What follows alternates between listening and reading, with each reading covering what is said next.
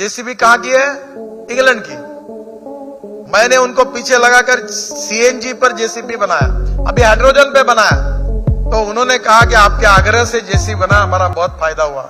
हमारे मालिक जो है लंदन के, वो आपका फोटो लगा के बैठते हैं। बोले क्यों? बोले आपने जबरदस्ती कराई, सीएनजी पर जेसीबी बना, 1000 जेसीबी का ऑर्डर मिल गया। ऐसे 10,000 वाटर टैक्सी तैयार होगी और मुंबई के किसी भी दिशा से 17 मिनट में पहुंच जाएंगे नए मुंबई के एयरपोर्ट पर।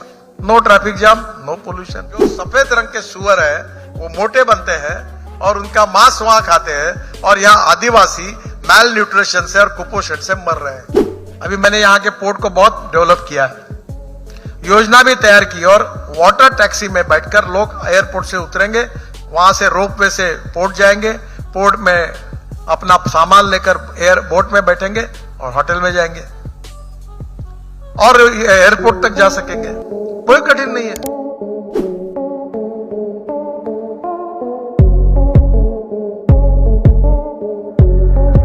जेसीबी कहां की है? इंग्लैंड की। मैंने उनको पीछे लगाकर सीएनजी पर जेसीबी बनाया, अभी हाइड्रोजन पे बनाया। तो उन्होंने कहा कि आपके आग्रह से जेसीबी बना, हमारा बहुत फायदा हुआ।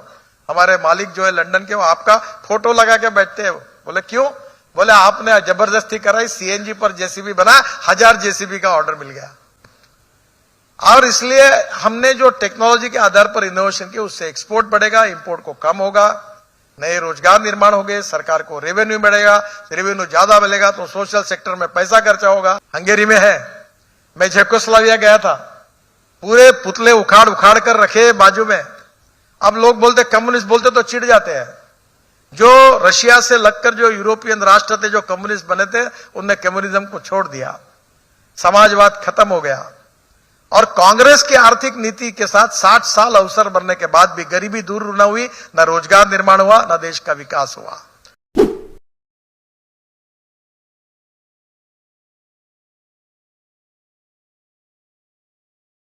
अब हमारे गोरक्षण वालों को बोलता हूं, तुम गोरक्षण डालने की जरूरत ही नहीं है।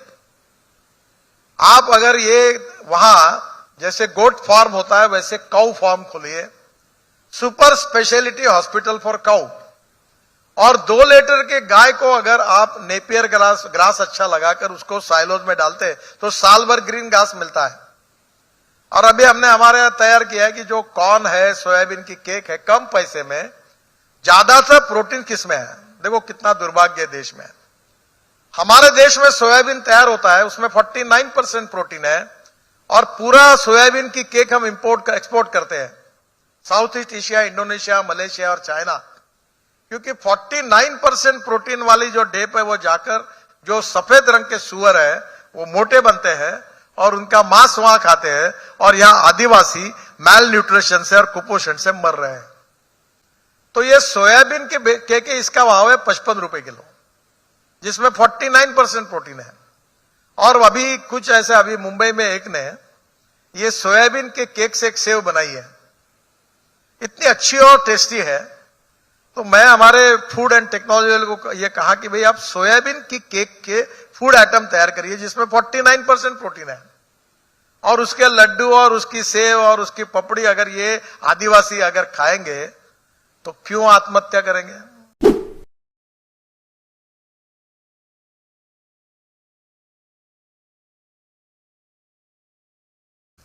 अब हवा में चलने वाली डबल डेकर बस ला रहे, तो मुझे आप बताइए कि टेक्नोलॉजी का उपयोग करके आत्मनिर्भर भारत बनना, गरीबी को दूर करना, राष्ट्र को सामर्थ्यवान करना। मेरा आपसे अनुरोध है कि बहुत सी बातें बताने लायक है, पर समय की कमी है। ये गोवा में आप आइए, समुद्र है, या गोवा शिपयार्ड है।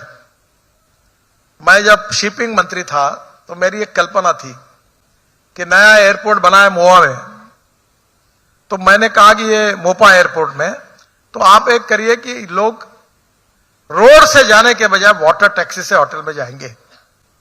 अभी मैंने यहां के पोर्ट को बहुत डेवलप किया है, योजना भी तैयार की, और वाटर टैक्सी में बैठकर लोग एयरपोर्ट से उतरेंगे, वहां से रोपवे से पोर्ट जाएंगे, पोर्ट में अपना सामान लेकर एयर बोट में बैठेंगे और होटल में जाएंगे और एयरपोर्ट तक जा सकेंगे। कोई कठिन नहीं है। अब मुंबई में नए एयरपोर्ट को जोड़ने के लिए एक योजना मैंने तैयार करके रखी है और अभी राष्ट्र सरकार उसको काम कर रहा है। जैसे 10,000 वाटर टैक्सी तैयार होगी और मुंबई के किसी भी दिशा से 17 मिनट में पहुंच जाएंगे नए मुंबई के एयरपोर्ट पर। No traffic jam, no pollution. तो कहीं ना कहीं टेक्नोलॉजी का उपयोग करके सस्टेनेबल डेवलपमेंट और सस्टेनेबल डेवलपमेंट के साथ इकोलॉजी एंड एनवायरनमेंट में प्रदूषण को कम करना, ये जो हमारी विचारधारा के आधार पर स्वदेशी, स्वावलंबन और स्वतंत्र, ये तीनों बातों का विचार करते हुए एक इकोनॉमिक मॉडल हमने गंगा को शुद्ध किया। मैं आपको ताज्जुब से बताता हूं कि ये पब्लिक प्राइवेट इन्वेस्टमेंट कितनी सक्सेसफुल है। इससे हमारा विकास का दर 4 गुना 5 गुना मल्टीप्लाई हो सकता है। अब डोलेरो अहमदाबाद रोड में हमने 25 लाख टन कचरा सेग्रीगेट करके रोड में डाल दिया। अब दिल्ली में गाजीपुर की टेकड़ी है कचरे की, वहां से 30 लाख टन कचरा सेग्रीगेट किया वो दिल्ली मुंबई हाईवे में और UR2 में डाल दिया। तो गंदे पानी को अगर waste to wealth and knowledge to wealth, तो मुझे लगता है राष्ट्र को समृद्ध संपन्न बनाते हैं।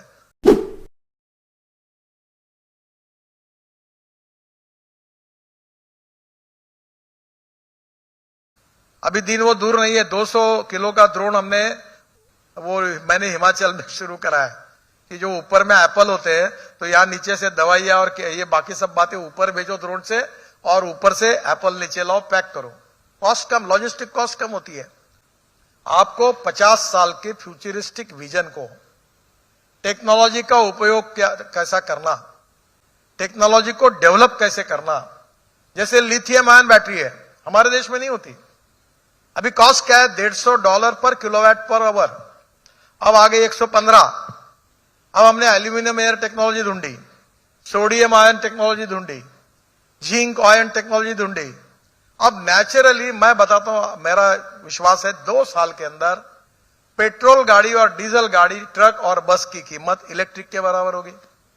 पत्रकार मुझे पूछते थे, कार्टून तक निकाले थे, मैं इलेक्ट्रिक बस, इलेक्ट्रिक व्हीकल की बहुत प्रचार करता था। तो एक कार्टून निकाला कि एक गाड़ी रास्ते में बंद पड़ी इलेक्ट्रिक की और लोग धक्का मार रहे और मैं देख रहा हूं। अब पत्रकार बोलते थे गाड़ी में इलेक्ट्रिक चार्जिंग, अब किसी गाड़ी बंद पड़ी? आज कितनी इलेक्ट्रिक गाड़ी है, वेटिंग लिस्ट लगे। मेरे घर पे आते अभी मुझे बोलते पत्र दो टाटा को, इसको उसको, वेटिंग लिस्ट है। इलेक्ट्रिक स्कूटर आए, इलेक्ट्रिक ऑटो रिक्शा आए, इलेक्ट्रिक बस आए, इलेक्ट्रिक ट्रक आया, इलेक्ट्रिक कंस्ट्रक्शन इक्विपमेंट आए, हाइड्रोजन पर आए। अभी मैंने बंगलोर में इक्विपमेंट का बहुत बड़ा कन्वेंशन एग्जीबिशन का इनॉग्रेशन किया। पूरा देश बदल रहा है।